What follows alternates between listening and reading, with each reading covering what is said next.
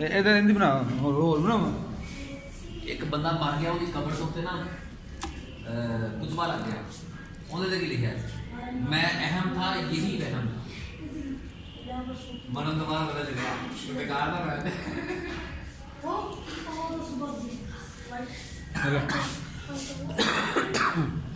ऐसा मूवी बन रही है,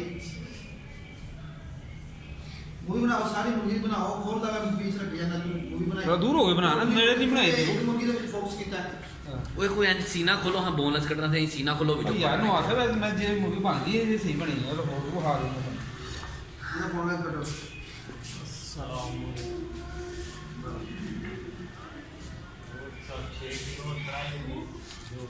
आओ मनी हो गया, मनी हो गया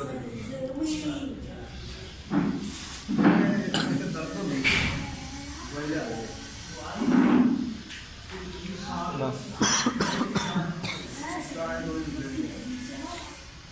बस